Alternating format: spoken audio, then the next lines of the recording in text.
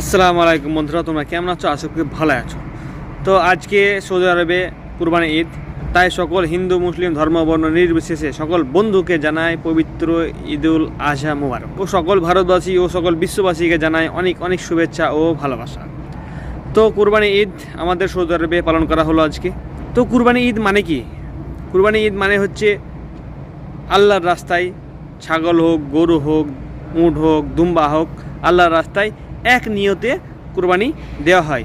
তারপরে সেই মাংস আমরা আত্মীয় স্বজন ও পাড়ার প্রতিবেশীদের মাঝে বন্টন করে দিয়ে আমরা আনন্দ উপভোগ করি। এটাকে বলে কুরবানি ঈদ।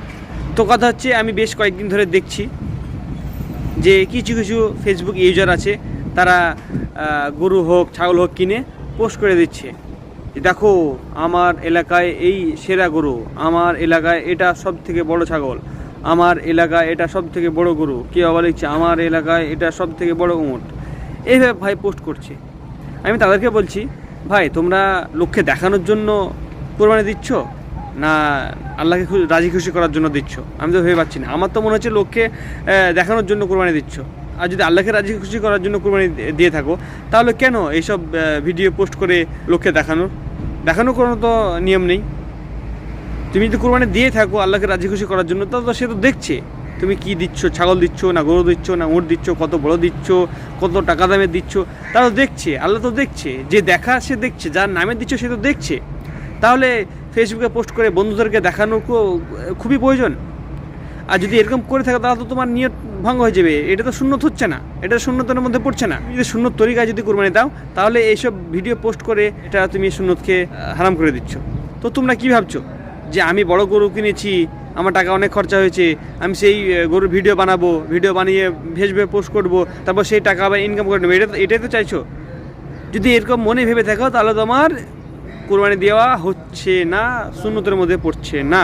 আমি দেখছি বাংলাদেশের কিছু কিছু ইউজার আছে, তারা এইসব ফটো এইসব ভিডিও পোস্ট করে দেখাচ্ছে, দেখো আমি কত বড় গরু কিনেছি, দেখো আমি কত বড় ছাগল কিনেছি, আমি এত লাখ টাকা দামের কিনেছি, এ বলছে আমি এত লাখ টাকা দামের কিনেছি। কেন এসব? কেন? সুন্নত তরিকায় যদি তুমি কোরবানি দাও তাহলে কেন? তাই তোমাদেরকে বলছে ভাইজান, এইসব না করে কোরবানি দাও, আল্লাহর রাস্তায় দাও, সেটা নিজের মন থেকে দাও, সুন্নত তরিকায় হবে। বিশেষ করে আগামীকাল ভারত বাংলাদেশ পাকিস্তান এদিকে কোরবানি। তো কালকে যেসব ছাগল তোমরা জবাই করবে, যেসব গরু তোমরা জবাই করবে, সেই সব ভিডিও ধারণ করে সোশ্যাল মিডিয়ায় পোস্ট করো না। আর যদি মনে করো যে না আমি এত বড় একটা গরু বা এত বড় একটা ছাগল কোরবানি দিয়েছি, আমি যদি ভিডিও না বানিয়ে বন্ধুদেরকে দেখাই, তাহলে তারা কী করে ভাববে যে আমি হয়তো কোরবানি দিইনি, এটাই ভাববে। তাই তো তুমি যার জন্য দিচ্ছ সেটা তোমায় দেখতে পাচ্ছে। তাই আমার বেশি কিছু বলার নেই, আমি এটাই বলতে চেয়েছিলাম।